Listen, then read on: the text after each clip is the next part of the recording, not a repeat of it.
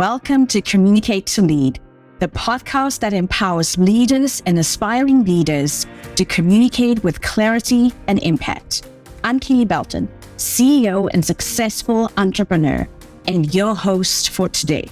I'm here to equip you with all the essential tools and strategies to master effective communication and lead your team to success. As the founder and CEO of The Tailored Approach, my goal is to empower you to be the best leader you can be. So sit back, relax, and join me in today's episode as we dive into the art of communicating like a true leader.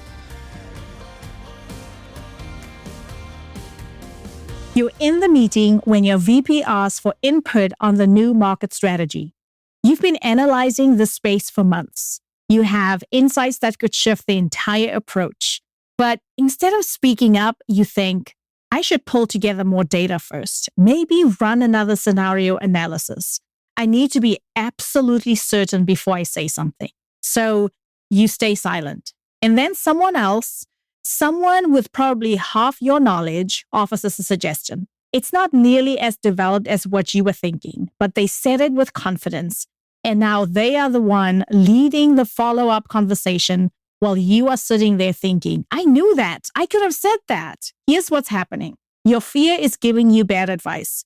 It's telling you that you need one more credential, one more data point, one more round of preparation before you are ready to contribute. But that voice, it's not protecting you. It's holding you back. I'm Kele Belton, and this is Communicate to Lead, where we talk about the real skills that get you from high performer to recognized leader. Today, we're breaking the over-preparation cycle because your expertise is already enough. Let me be direct with you. Over-preparation isn't perfectionism. It's fear wearing a very convincing disguise. I know this because I see it constantly in my coaching practice with women leaders, and I have been guilty of that. High performers who've built their careers on excellence, who suddenly find themselves stuck because they can't stop preparing and start leading. You are not alone if the following sounds familiar. You spend hours perfecting a presentation that only needs to be good enough to start the conversation. You hold back your perspective in meetings until you can substantiate it properly. You keep taking courses and earning certifications while your less qualified colleagues keep getting promoted. You rewrite emails 5 times before sending them, or you say yes to every request to prove you can handle more responsibility, even though you are already performing at the next level. Here's what makes this so tricky. This behavior got rewarded earlier in your career. Being thorough, being prepared, being the person with all the answers. That's what made you excellent at your role. But now, it's keeping you from being seen as leadership material. Because leaders don't have all the answers before they speak.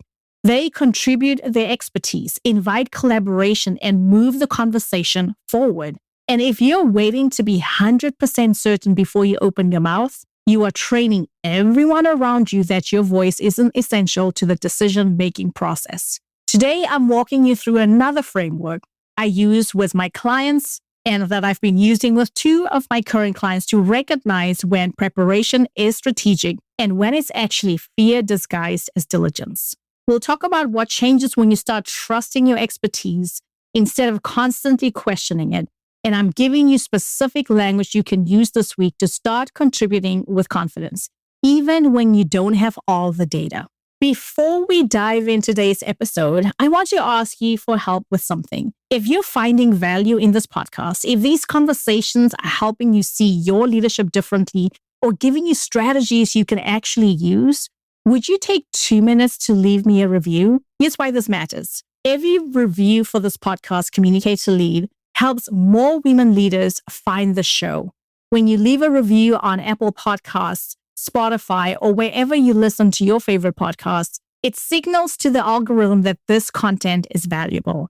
And that means another woman who's struggling with the same challenges you might have faced has a better chance of finding the strategies that can help her advance. Your review doesn't need to be long, even a few sentences about what resonated with you or how an episode helped you approach something differently. That's enough to make a difference. So If the show has given you even one insight that shifted how you are showing up in your leadership, I'd be grateful if you'd share that in a review. It's one of the most powerful ways you can help other women leaders find the support they need. Okay, let's dive into today's episode. So let's talk about what's really happening when you're stuck in the over-preparation cycle. First, you need to understand this pattern didn't appear out of nowhere. For many women, this behavior developed as a survival strategy. You learned early that you couldn't afford to be wrong, that mistakes would be magnified, that you needed to be twice as prepared to be seen as half as competent. And that's real. I'm not dismissing the environments that created this pattern, but here's what's also real. That same behavior that protected you in one context is now limiting you in another. Because at a certain level, leadership isn't about having the most thorough analysis. It's about making decisions with incomplete information. It's about contributing strategic perspective, not perfect solutions. Let me share what I see happening with a client, and I'll call her Maya. Maya is a director at a financial services company. She is brilliant, legitimately one of the smartest people in any room she enters. When she leads projects, they come in flawless. But when her VP asks her to present at the executive leadership meeting about a new service line they were considering, Maya spent 3 weeks building a 60-slide presentation. 60 slides for a 15-minute slot. She researched every competitor. She modeled 5 different scenarios. She had backup slides for potential questions. She even created an appendix with regulatory considerations that might not come up for 2 years. And you know what happened? 10 minutes into a presentation, the CFO interrupted and said, "This is great detail, but I need you to cut to the bottom line. What's your recommendation?" Maya froze because she'd spent so much time preparing every possible answer that she hadn't practiced, clearly stating her actual perspective. She defaulted to, well, there are several factors to consider. And then she proceeded to walk through her analysis instead of owning her recommendation. The meeting ended without a decision, and later, her VP pulled her aside and said, "I need you to come to these conversations with your point of view, not just data. I get data anyway. I need your strategic thinking because I know you have it." That feedback was devastating because Maya thought she was being strategic. She thought being thorough was demonstrating her value. But what she was actually demonstrating was that she didn't trust her own judgment enough to make a clear recommendation on the spot. Here's what over-preparation signals to the people evaluating your leadership potential. You don't trust your expertise. You're uncomfortable with ambiguity. You need permission instead of taking initiative. And you're not ready to make decisions that don't have guaranteed outcomes. None of that is true about you. Hear me again. None of that is true about you. But that's what your behavior is communicating. And here's the cost. While you are preparing, someone else is contributing. While you are perfecting, someone else is influencing. And while you are waiting to be certain, someone else is being seen as the thought leader. So how do we break the cycle? Let me walk you through a framework I call trust. 5 shifts that help you move from over-preparation to confident contribution. The T in trust stands for tell the difference between strategic preparation and fear-based delay. Strategic preparation has clear boundaries.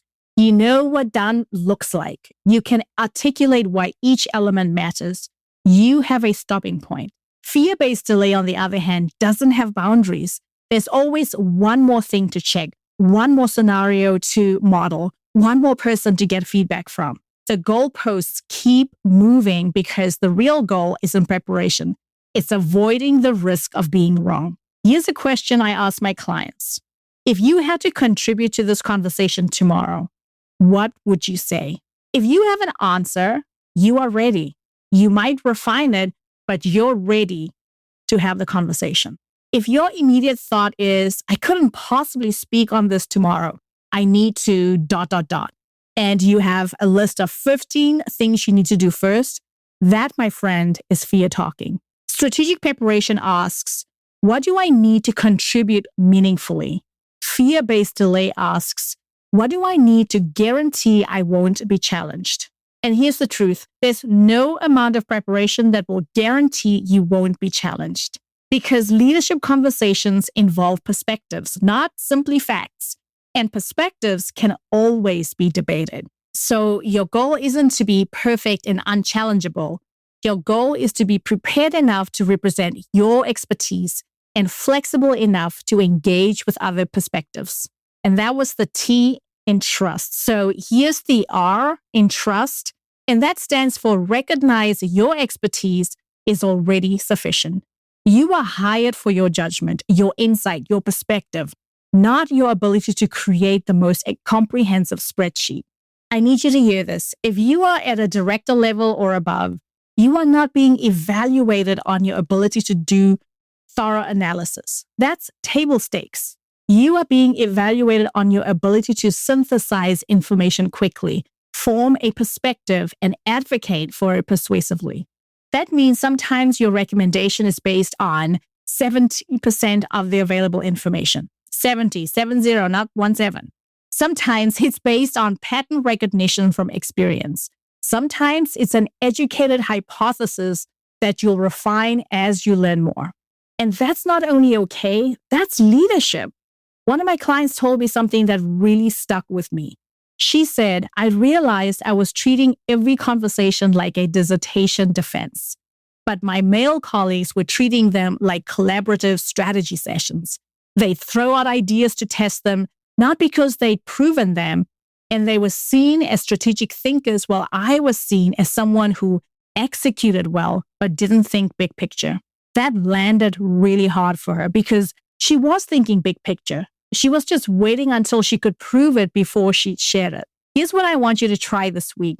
In your next meeting, contribute based on what you already know, not what you could know if you did more research, what you know right now. You might preface it with, based on what I'm seeing in my area, or from my experience with similar situations, or here's the pattern I'm noticing. Try that.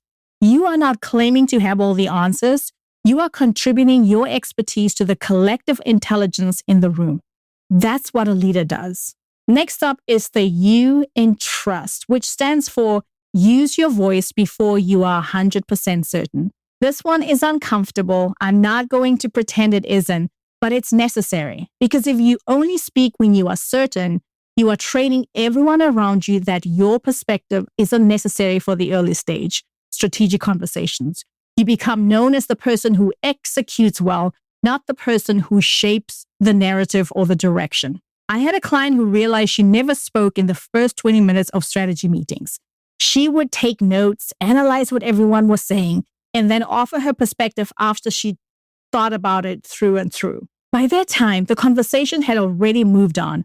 Her insights were solid, but they were too late to influence the actual decision. So we worked on a simple practice. She had to say something meaningful in the first 10 minutes of every strategic meeting, not ask a question, not give a clarification. She had to share a perspective.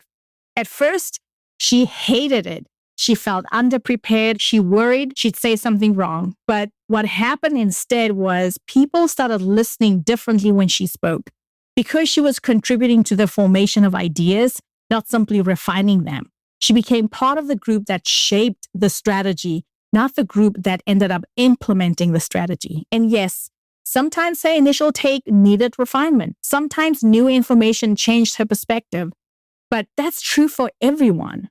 The difference was that she was in the conversation from the beginning. Here's the language I encourage you to practice to help you start sharing your ideas, even if you are not 100% certain. Here you go. Here's what I'm thinking based on what we know so far. My initial take is blah, blah, blah, and I want to validate X before we finalize. I'm seeing a potential concern around and then share what that is. Has anyone else considered that? And lastly, this reminds me of what happened with, mentioned the previous situation. What if we approached it similarly? Notice what you are not saying. You are not saying, I might be wrong, but this might be a stupid question.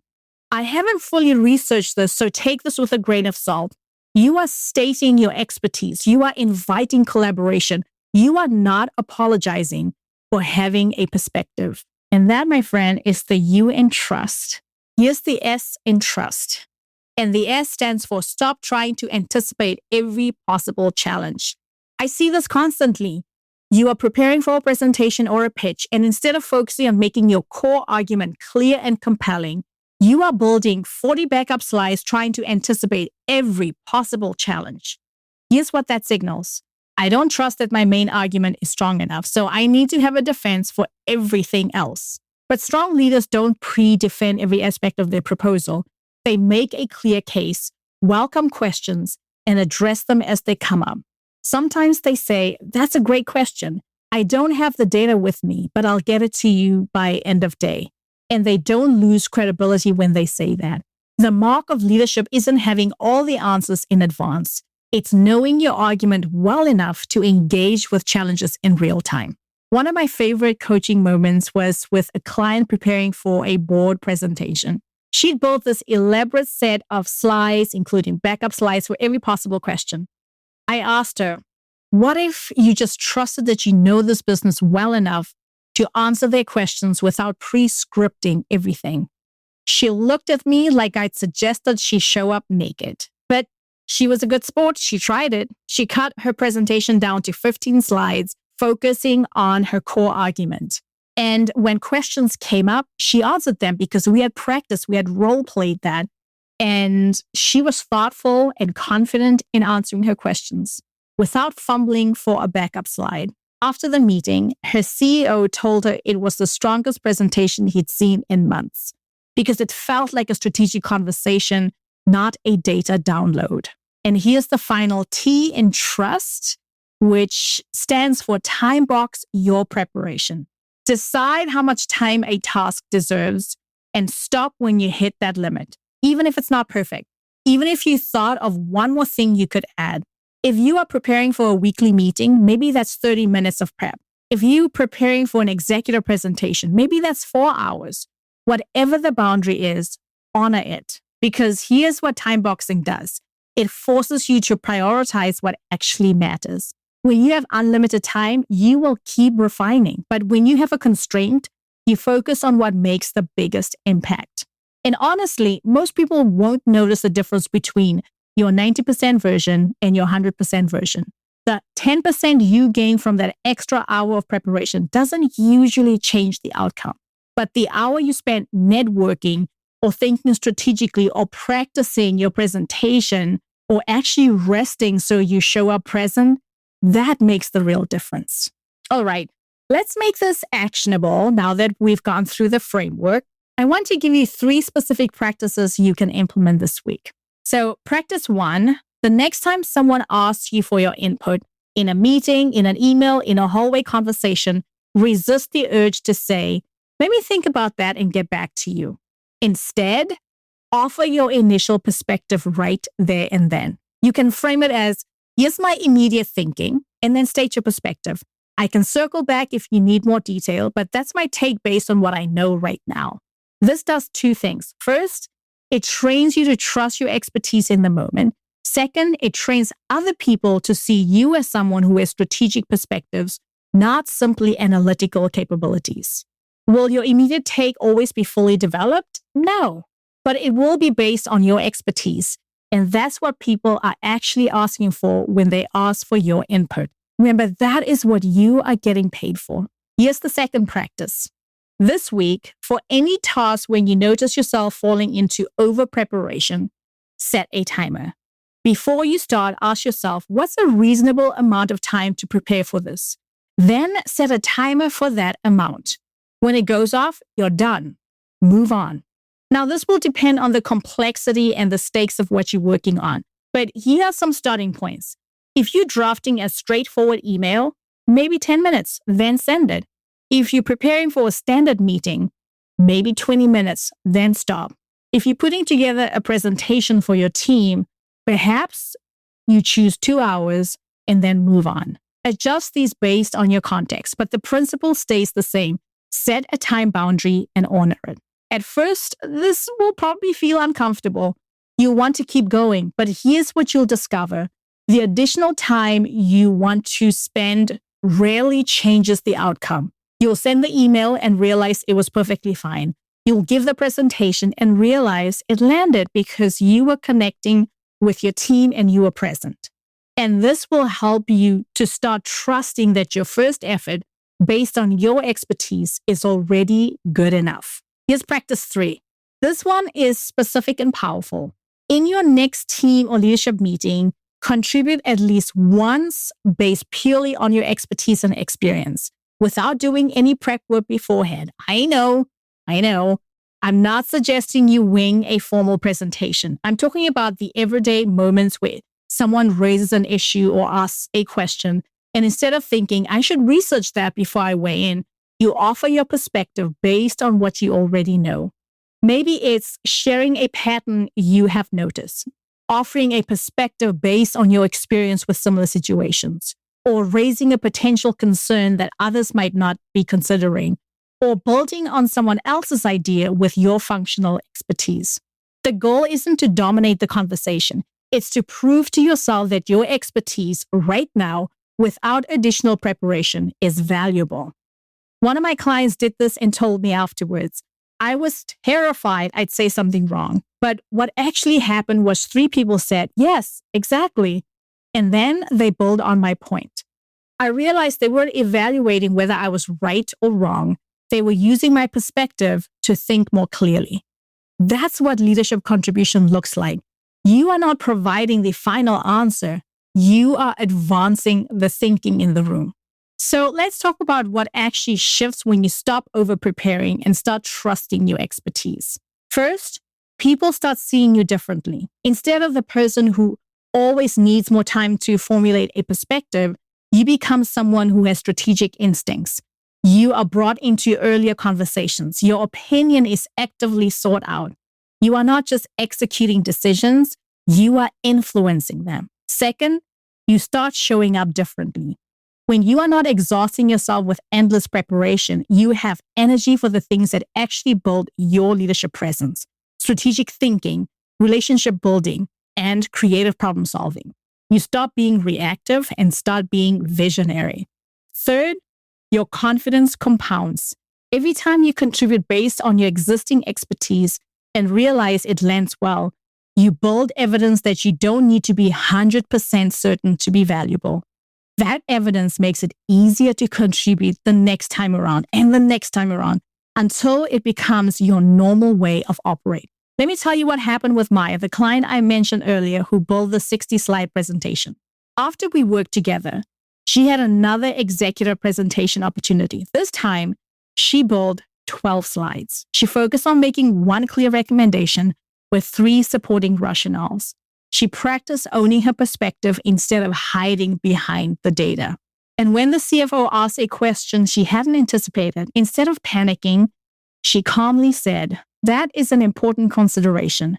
I don't have that analysis with me today, but based on what I know about our risk tolerance and the competitive timeline, I'd still move forward with my recommendation. I can get you that additional data if it would change the decision calculus." The CFO nodded and said, "Nope, I trust your judgment. Let's proceed." 3 months later, Maya was on the promotion list, not because she suddenly became better at her technical work.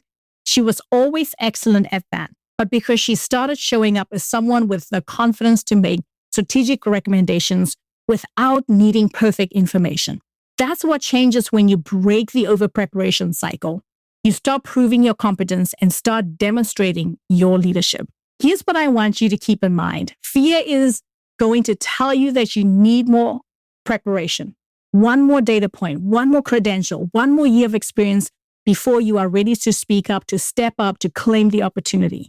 But fear, my friend, is giving you bad advice because you are not waiting to become qualified. You are already qualified. You've been qualified. The question is whether you are going to start operating like someone who trusts their expertise, or whether you're going to keep waiting for permission that no one else required before they stepped into leadership. Your preparation isn't what's holding you back. Your unwillingness to trust what you already know, that is what's holding you back. So this week, I encourage you to try the trust framework. Tell the difference between strategic preparation and fear-based delay. Recognize your expertise is already sufficient. Use your voice before you're 100% certain. Stop trying to anticipate every possible challenge and time box your preparation. Choose one of the 3 practices I gave you and implement it. Notice what happens. Notice what doesn't happen. Notice that contributing based on your existing expertise didn't result in the catastrophe your fear predicted. And if you found this episode valuable, here's how you can go deeper. I work with women leaders one-on-one to break through these specific patterns that keep them from being recognized and promoted. If you are tired of working harder than everyone else around you, but watching others advance faster, let's talk about what's possible when you start leading with the confidence your expertise deserves. Click the link in the show notes to schedule a complimentary session with me, and let's see how we can help you.